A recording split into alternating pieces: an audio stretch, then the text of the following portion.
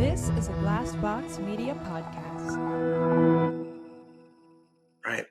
Welcome to another exciting episode of The Business of Sound. My name is David Segura, and I'm the CEO and co-founder of Glassbox Media and the co-host of this podcast. Our goal is always to provide you with actionable insights and tips, whether you're a podcast host, podcast executive, or a media buyer. Join us every other Thursday as we bring you expert insights and conduct exclusive interviews with some of the industry's leading voices. But before we get started, I'm going to ask you for a favor and insist that you smash that subscribe button and consider giving us a 5-star rating. Stay up to date with all the latest episodes of The Business of Sound. Today, I'm especially excited because we have Dan Granger, the CEO and co-founder of Oxford Road, on the show for today. Dan has parlayed an amazing career that dates back not just to radio, but other types of media, into essentially building what is one of the largest and leading media buying agencies in the podcast and audio space. And I couldn't be more delighted to actually have him on. And on that note, too, I will say that we are fortunate enough to work on several campaigns that the Oxford Road team does run. But as always, we're here to have an open conversation, learn as much as possible. And we appreciate Dan taking the time to be on the show. So with that in mind, let's get it on.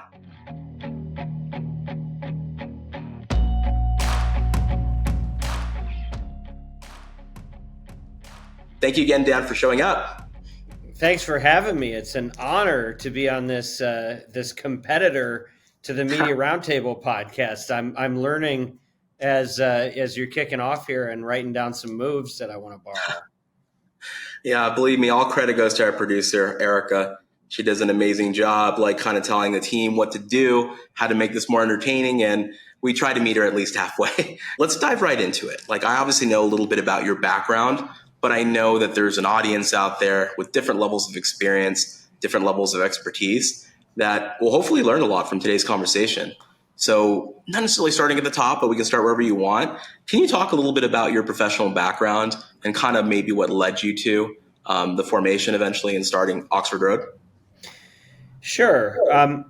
So I moved to California while I was in college and got married really quickly. And while I was in college, and my wife said one of the ground rules was I couldn't move back to Michigan once we got married. And so I was here, and I kind of got the bug and started going down the entertainment path.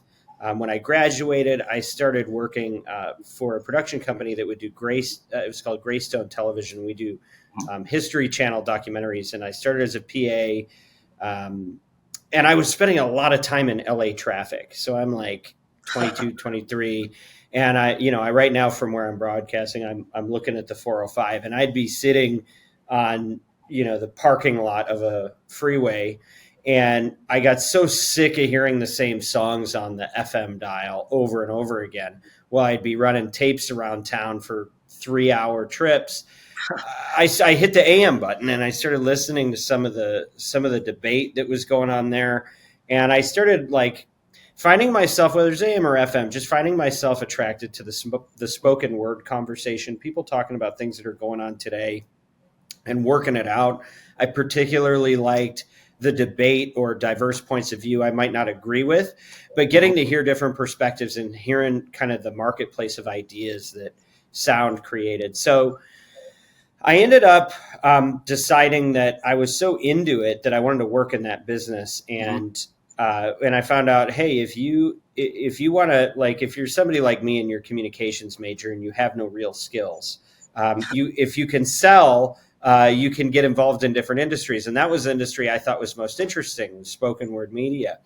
And so I got a few people in the business to talk to me and just teach me about how the industry worked. And I found out not only could you sell ads into spoken word radio, but if you sold a commercial to an advertiser, you got to write it.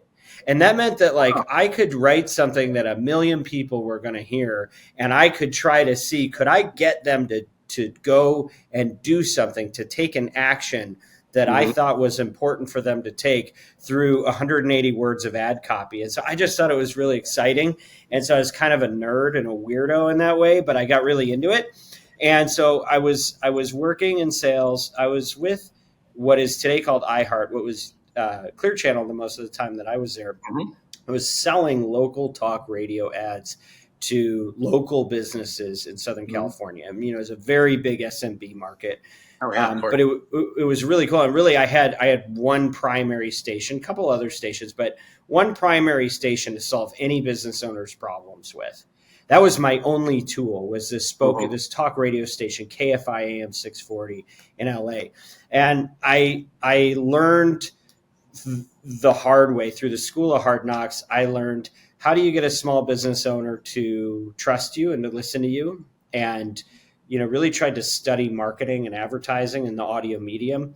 I learned about the power of endorsements. And there's one thing to write a commercial and run an ad on the radio. It's another thing when a host, who some people will spend more time with than they will their best friend or their spouse, because they're sitting in the car listening to this person's opinions all day. When they tell you that they recommend a product or service, people listen to that. It's a whole different type of advertising.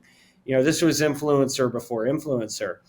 And I got to learn about things like frequency and how to optimize that, and day parting and flighting, and, the unit length and calls to action, and, formulas for getting response out of ads. I got to really incubate what would later become Oxford Road. And in fact, started building a team. We were an all commission sales team.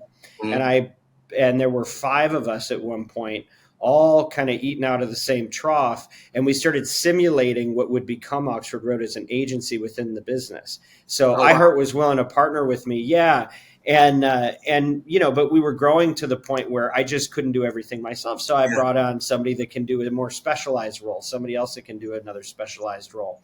And I was young enough when I went into a very old industry to be able to see, hey, why are things still like this when I go to other, the internet was was killing print. And, I started 20 years ago. So the world was changing quickly, and I got to see how other industries were adapting to a connected world. Radio was so far behind, and I couldn't convince the powers at that time, who are no longer in the business, but I couldn't convince them to move fast enough toward this thing that was podcast. It was very early, very nascent, but I thought there was a big opportunity there. And eventually I just got impatient, and we were working with these Silicon Valley companies and bringing them to radio.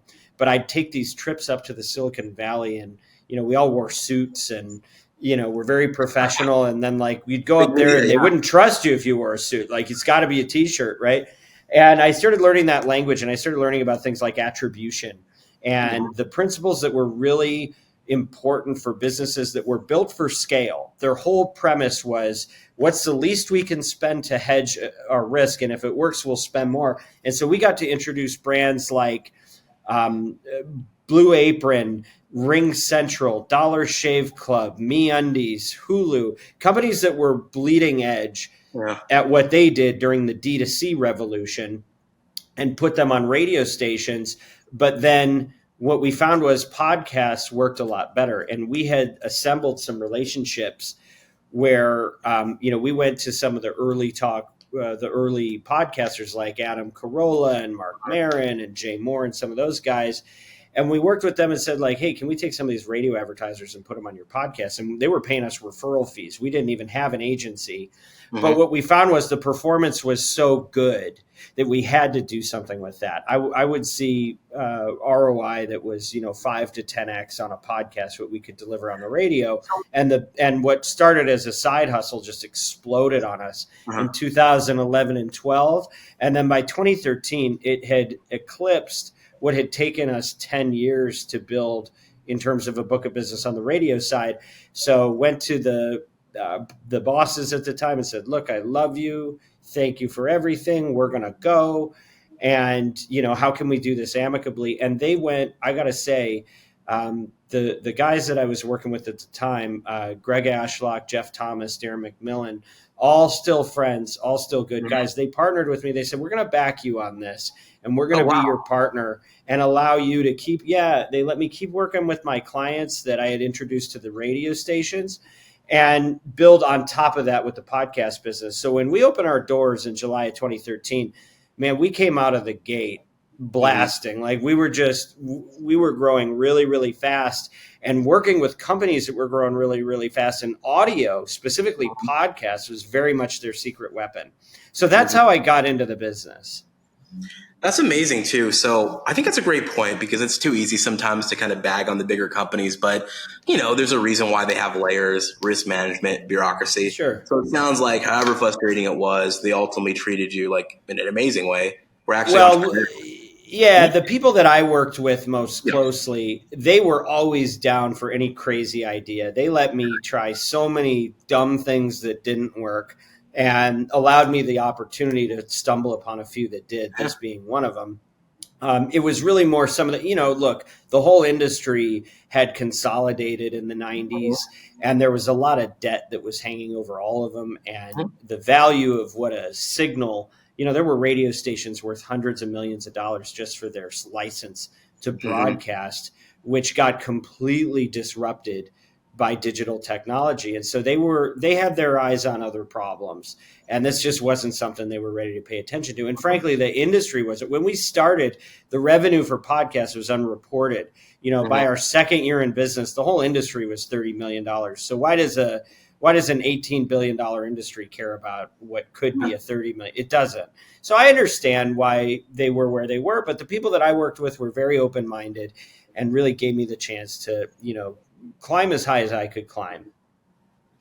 I think that's great. At the end of the day, at least they had the maturity to kind of say it's not our thing for a lot of reasons, whether you agree or disagree, but we like it, we're still going to back you. So for me, there's not much of a better response, I think, from like a seasoned executive to a budding entrepreneur. So all good.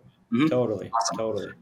Well, back in those days, obviously out of necessity, things evolve, things change. But, your original folks that you kind of went to market with at Oxford Road, I'm sure some of them are still there. I'm sure some of them have moved on. But what's the big difference, in your opinion, between like that early team, let's say the first few years, versus, a seasoned and experienced and kind of well-practiced team all these years later? I always find it fascinating just to throw it out there, like how cultures change, usually for the better, but how they have to evolve over time. And people always ask about that. I think there's a number of factors. I think it's almost all character related. Look, I mean, some people come in and out of the business and they're looking for something transactional. They want to come in, they want to get a title bump or a pay bump, and they want to learn something. They want to build their resume. They want to get to their next thing. I'm a bit of a contrarian. I had a mentor make the recommendation to me one time to say, like, hey, whatever you do, don't move. And he was talking about like living in a physical space, but like you get to know the people around you and you build relationships, and the value of staying at one thing compounds over time. And the world is so transactional and increasingly so. We all know that. But the ability to stay put somewhere and not follow every siren song that tells you that the grass is greener, that's a hard thing. And I think an agency is a hard thing. A startup is a hard thing. I'm hard to deal with lots of times, so they got to put up with all my BS, And so I think like there's got to be trust at the foundation, and there's got to be belief in what you're doing. Step one. And that makes them want to stay.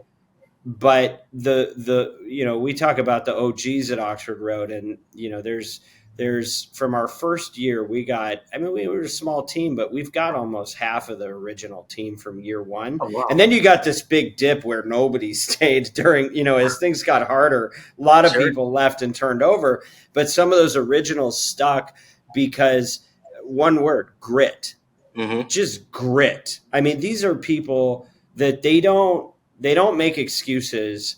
They don't just say, oh, this is hard, so I'm going to walk away from it. They figure out a way to work through it. They don't tell you about the barrier. They go through the barrier if they can't go under it, over it, or around it. And I don't think that that's something that can be taught, but it's something that the marketplace will unearth. Yeah. And if you have the relationship and you have the belief and then you add grit to that, you got people that are going to stick around. And I think that today Oxford Road is largely composed of people that have that type of those type of values. I think that we've become a lot more clear in who we are, what our purpose is, what we're trying to do in the world and in this industry. And I think a lot of people really, it resonates with them. And then they come here and they see that we're not perfect. We got plenty of problems, but we're serious about working on it. We're really committed to what we're trying to do, and we keep trying to get better. And we've got some really special people at this company, and some of those have been here for 10 years now, and some of them started last year. But I think that grit is the thing that is probably the glue that gets people through those challenging seasons. It's amazing. Well said too. And different strokes for different folks. Like, not to make this about me in any way, but I know myself well enough to know that I like solving problems. Those are also my favorite team members. But nonetheless, from a cultural perspective, I wouldn't say that I'm a guy that dips in and dips out, but I know I can only add so much value when an organization is super mature, all the processes are 100% like kind of down pat, and the company gets kind of quote unquote big. I love the early stage. I love the messy part. And, entrepreneurs sometimes are pretty open with me too.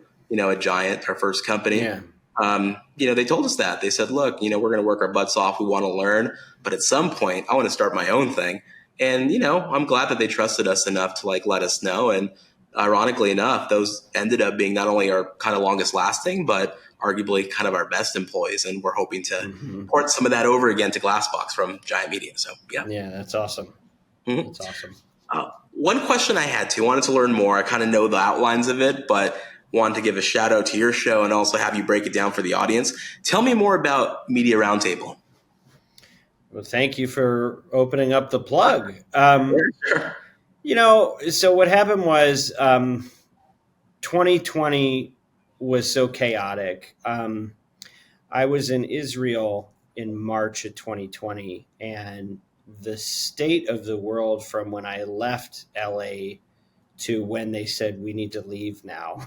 And I was part of the evacuation of everything. It was like I came back and found the world had changed so abruptly, and people were so filled with fear. And I think that a lot of that fear was healthy, but a lot of it was, that what we did with that fear, there was a lot of reaction happening. So what we did was said, well, how do we be, for me, the job is like, whatever you do, wherever you are, I don't care where you are on a corporate hierarchy or if you have a job, whoever you are on this planet today, what can you do from where you're standing? Sure. And so where a lot of people were finding that the media industry was a scary place because do we want to be running our ad copy next to reports about civilian deaths? And, and does anybody even want to do advertising right now? What's going to happen to the market? We started on an experimental basis to do a show called Media's New Deal, where we helped advise businesses on how to navigate the complexity of the current environment. And that was a nice start to try to just speak to the moment. We did that for a couple of months. And then after the death of George Floyd, the murder of George Floyd, things changed in a different way. And I felt that the polarization, we had been experiencing polarization for a while just under Trump, I think in a new way in this country. But people were arguing about everything, and advertisers didn't know what voices to support. I mean, when you're in the spoken word business and people are talking about, hopefully they're talking about the most important issues of the day, and you can't get people to know when are they being exploited, and when are you feeding what I've come to understand is the outrage industrial complex, and when are you, and as an advertiser, as a brand, you don't know when you're supporting people that are just trying to take the fact that we have disagreements and turn us all into enemies of people that disagree with us versus people that are trying to have a responsible conversation. And nobody had any rules. So we started seeing clients pulling out of news, pulling out of anything political. anything that would say the word COVID or the word Trump, even though he was the president at the time. And it's like, this is not even, not only is this bad business, and not only is it going to kill your performance, this is actually really bad for democracy. Mm-hmm. And it was so arbitrary. And so we pivoted to what we now call the Media Roundtable. And if you listen to the Media Roundtable today, we're probably going to be talking about attribution and industry topics. We're going to talk about what is a download and stuff like that. But for 2 years, what we did starting in late 2020 was we said, okay, let's do a live workshop where we try to investigate this problem of polarization, look it in the mirror and saying, what is our culpability here? Mm-hmm. And who's doing something good about this and who's not doing something good about this? And how do we do better? How do we help advertisers know how to operate in this type of polarized environment and set some standards and set some rules and figure out, like, let's solve this together in a, like, it's like having an open kitchen where you see them cooking. Like, that's what the podcast was. So we had people right, left, and center.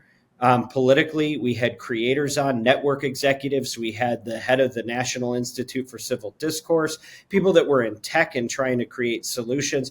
What we ended up concluding, we came out with, I think, a few key learnings in addition to some just really interesting conversations. One was, look, I think media needs nutrition labels. It does. Mm-hmm. It's something that you feed into your mind. Sure. And your mind is going to respond to what you're ingesting. And a lot of people don't understand the ingredients that they're ingesting mentally. Mm-hmm. And that's a hard thing to do because, number one, tech isn't quite to where you can just trust it. And sure. even if it is, even if AI can tell you about the contents of something you're listening to, who set up those guidelines and are they politically biased? Mm-hmm. So being able to remove bias from it, or, keeping it from being something where publishers have invested in tools so that they're not putting their thumb on the scale to support their own content, mm-hmm. is very, very hard to do. But we teamed up with a few different companies and helped co-launch some solutions in market that I think are getting brands a lot more clarity than they used to have, so that they can be more educated about what they're consuming or what they're supporting, and make sure that those shows line up with their values as a business. Because I think, we can talk for a long time about this, but the world has changed probably since you and I got our first jobs, when it used to be all about the bottom line. And then it became about stakeholder capitalism and how you treat people. And with social media, the expectations of brands have never been higher. And so getting people an ability to define who they are and what they believe and how do they find media properties that are going to align with those values is just as important as, am I reaching the right target demographic? Do they have the right qualitative, income and education to buy my product? Well, am I advertising to people who value the things that I value and who want to have an open conversation? And so that was a big piece of it. We were able to develop a lot of protocols for how to deal with, as a marketer, what happens when you find yourself sponsoring somebody that's all of a sudden trending on Twitter for something that you never expected. And how do you deal with your stakeholders in that environment? We were able to workshop and develop some of these protocols. And I think, I used to go into this, like, if you talked to me 10 years ago, I'd say, like, look, keep your head down, stay out of it, run where you're going to get good performance, and don't worry about it. Don't try to save the world through your ads. But now I don't think that way. The way I think about it is, I'm like, look, we all have beliefs and we all have values, and we don't have to agree with each other, but there's probably ways that we expect people to be treated through a media environment. So I generally encourage brands to be open to sponsoring voices that they disagree with, provided that they are respectful of the people that they disagree with. And so, like, for example, we just launched, I'm very proud of this and excited about this. We just worked with a company called Seekr, Seekr, and they actually use technology to evaluate the concentration of personal attack that goes on in a show. And we can now assign a score based on the concentration of personal attacks. And it's got nothing to do with your opinion. Are you on one side or the other? Are you more sympathetic to Israelis or Palestinians? That's not the question. The question is, when you're talking about the Israelis or the Palestinians, are you doing it in a way that is a personal attack? Or when you talk about an individual, you talk about a politician, a public figure, the person across the street, you might have taken issue with them, but are you talking about where you differ on the issue, or are you talking about who they are as a person? And if you're judging them, that's probably not a brand safe environment. And frankly, we've had too much of the incentive structure on the internet promoting content that is the loudest and the most extreme, rather than those voices that are the most responsible. Because what I can't stand is that we are so afraid of affiliating with people that are trying to talk about the things that matter most. And instead we go, well, if they're going to use these negative keywords, we're going to avoid them. Forget that. You're never going to win that game. Let's make it about rewarding the most responsible voices. Yeah. And so, sorry. I mean, just to throw it out there, even apart from democracy, I mean, like, it's not easy to cover sensitive topics. I mean, apart from the difficulty and the bias and managing risk and things like that, like, requires funding. And so even if their intentions are good and they think they're being extremely conservative, it'd be very problematic if all brands around the world kind of unilaterally decided that they're going to massively underfund the news. It's arguable if that's already happening, but I agree. I'm very concerned about that. Just as a citizen. Well, yeah, no, I think it definitely is underfunded, but that doesn't mean to the point where it's non-functional. But you play it forward and you look at things like, I've had issues with creators that want to create, red pipes and blue pipes, where you sell one brand a product to people that are conservatives and another brand to the left, and it's like, what happens when we split our economies out because we disagree over things that the whole country disagrees about? To me, that's the beginning of the end, when that becomes the rule. And so for me, from where I sit, that's something we can address. And by the way, it's better business to address these things. And so the product that we launch is called the Civility Score. And it's all about measuring who is talking about things in a responsible manner versus every other system that looks at what are they talking about? Are they talking about the bad thing? Do they have the right opinion on the thing, or do they have a different opinion? Let people have their opinions. This is America. I agree. Support opinions. I agree. But just don't be a jerk about it. Yeah. I mean, I completely agree. I mean, I get it. Sometimes people have different triggers and sensitivities. Definitely sympathetic to that, but that's the whole point. As long as it's done respectfully, there should be arguments. That's how people get better. Society gets better, frankly. Yeah. So thanks for asking about that. So that was really the origin of the show, and I think we got a lot of good fruit out of that. And today, when we talk about that issue, we normally talk about it in the realm of brand safety and suitability. That's our industry speak for it. But the heart of it is really about people. And are we focused on avoiding unsafe topics and unmentionable words? Or are we trying to support responsible actors? And a responsible actor is going to increase your credibility as a brand. It's going to open your market up to people that you may be very different than, but they can still be your customers. You can still do business, even if you have differences. And I think whether it's politically or in the corporate world, if we can do business with people that are different than us, that is a positive thing. And I think that that's really the kind of the punchline on this experiment that we've done with the Media Roundtable. Could not agree more. With that in mind, could obviously delve in more to Media Roundtable, Oxford Road, politics, or other issues. So I'm not asking necessarily a loaded question, although may feel like that to some extent. Could be a highlight, or as my team members like to say, a low light. Can you name maybe a few more memorable campaign experiences, whether it's a specific brand or even a client, to the extent that you're able to talk about it? I know a lot of this is kind of confidential, or maybe you wouldn't feel comfortable talking about it, but just really curious, because we get a lot of questions from different folks in the industry that just want to know kind of what do brands, what do agencies think about. And I think the intent there usually is just to get better. Whether you're a podcast host or someone else in the industry, that's usually a big $1 million question, for lack of a better term. Yeah, so I guess I'll start by talking about some of the folks we worked with in the early days. And the reason I like to do this is, we have the benefit of time and seeing how things played out long term. If something happened, this year, we may not know what the real outcome of the story is yet, right? And but in the early days, it was like there was always a champion on the client side. There's always a champion at the brand who was willing to put their neck on the line and have courage. And so that might have been when Alan Jones was the head of marketing at ZipRecruiter back in 2013. And basically his job was on the line to make audio work. And, what started as a 5-figure test for what would become the biggest advertiser in the channel was a lot of pressure and a lot of risk, and there was no precedent for it.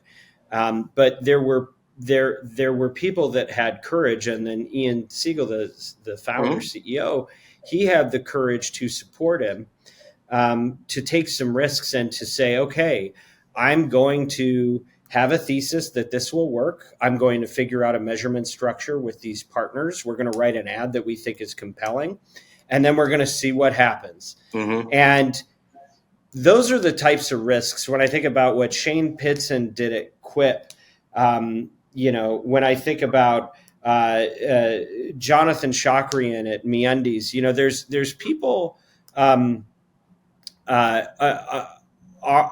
and Jay at Hulu. There's people that knew that they were taking a risk, but were willing to go and be pioneers in a new channel that nobody had a precedent for. And I think podcast was built by these types of risk takers, and that they were willing to be responsible in the approach, but to have the courage to do something they had never done and there wasn't a lot of track record around, and to say, I'm going to put it on black and I'm going to, spin the wheel, and willing to live with the consequences of that. And some of these folks, Jamie Siminoff at Ring, Michael Dubin at Dollar Shave Club, he came to us and he said, we came to him with a radio plan and a podcast plan that were each $10,000 because he had only done his viral video and no marketing. I mean, there were like 3 people at the company. And he said, I can't afford to do both of these. You have to tell me which one to do. And we said, well, we think the podcast is probably going to work best for you. And thankfully, it paid off. It worked. And they got there. But like somebody always had to take the risk at the beginning and have the courage to say, I'm willing to fail because I believe that there's a big opportunity for this business. And, the best marketers I've ever met have generally been very brave people. There's a lot of smart people in marketing, but there's a lot of people that I think it can be more about risk mitigation and just how do I stay out of the hot seat. But those aren't the ones that become change agents for the business. The ones that become change agents, really dig deep and say, look, I might strike out on this thing, but you miss the shots you don't take, right? And partnered with us to really see profound success. And then years later, you get to see category leaders and unicorns and publicly traded companies who really won because they took those kinds of shots. And I think those are always the fun stories. Couldn't agree more. That's what it's all about ultimately. Like there's no reward without risk. So it's always got to be managed. But at the same time, like you're trying to build a new brand in a new industry, that's what it's going to take. Yep. Yeah. So with that in mind, I don't want to take up too much of your time. I'm sure the audience has already got a lot of info, a lot of tidbits that they can take home. So before we end up kind of closing out and doing our kind of call to action, if you will, want to just close out by opening it back up to you. And is there anything else you want to share with the listening audience? Well, whatever side of the business you're on, I think, look, I just did a presentation at Podcast Movement because it was right after our 10-year anniversary. And I wanted to recap some of the things that we've learned and some of the things that we see that the market wants, and paint the picture of what the future could be for this industry, because it's still young. We've gone from reporting 0 revenue to now we're going to do about $2 billion, right? So things are growing. And the infrastructure that's coming in is a good thing. But a few of the things that I want to see people really starting to accept is that sometimes the efficient thing is actually not the right thing. And this is still a relationship business. If I got a problem with my media campaign that happens to be trafficked through Glassbox, I'm going to call David, and I'm going to trust that David is going to solve that, because I know David and David knows me, and we've had some good times, and we've had to talk through hard stuff, and we trust each other, right? And I think there's such a desire to commoditize and to manufacture more efficiently that we just want to do everything programmatically. And in reality, it is the personal relationships on the publisher to agency or brand side, but also to talent, that is really the golden goose of the industry, is that inefficient relationship. And I believe that if all we do is traffic pre-produced ads, we're just another jukebox. It's nothing. We're going back to radio. If you're going to have 20 ad units an hour and I'm going to be the fourth ad in the third break this hour, like, there's no point. Like, that you're not really doing anything interesting. It's not going to make a profound impact on your business. If you want to make a profound impact on the business, you find a host that believes in your brand. And you give them everything that they need to be able to tell their story about your brand. And yeah, you have your talking points, you have your copy points, but it's for them to interpret in the way that only they can. There's something that is, we're moving toward everything artificial. AI is taking over everything, but artificial is the antithesis of the power of this medium. And we have to fight for it, because gravity pulls towards the impersonal, cold calculation of just people pushing buttons. But that's not a defensible position for a marketer in your career. It's not, you're not going to outsmart the algorithms long term, but the algorithms can never build relationships. You can. And so I think that's really important. Accountability is important, and leaning into measurement and knowing how to count accurately how many customers you have. If you want to learn about some of the best practices we found, like, go to our website, oxfordroad.com, download some of our white papers. We have a white paper called Solving the Audio Attribution Problem that even in a post-pixel world can give you some real tools to give you a great approximation of how the campaign is performing. But yeah, I think the industry is at a really important crossroads right now, where we can become more like radio, which is the world we all left to come into this, or we can be, we can hold true to the things that got us here. And ultimately that's about people. And it's about finding responsible voices that believe in you and that you can believe in, and trying to really preserve and protect those relationships. That's how you're going to win in this channel. Couldn't agree more. I think as much as things evolve, kind of one truism kind of has stayed the same, and that's that podcast hosts are very much influencers with a lot of influence. So there's a place for it, in my opinion, but it always struck me as a bit too much to hear some podcast execs, and I won't name any names, of course, say that they actually hope and envision a future where there is no host read ads. To me, that's like, even if it quote unquote worked, which I doubt, to me, it misses the point. That'd be almost like a sad outcome. So I don't. You're killing the golden goose when you do that. There you go. Yep. Agreed. All right. Well, as always, Dan, thank you so much. And to our listening audience out there, thanks again for tuning in. Just want to remind everyone that we're available every other Thursday. Catch us wherever you enjoy listening to podcasts, whether it's Spotify or Apple. Also want to give thanks, obviously, to our awesome producer, Erica Miranda. And if you wouldn't mind, please consider giving us a 5-star rating and following Glassbox Media on LinkedIn and Instagram. Thanks again, and we will see you next Thursday.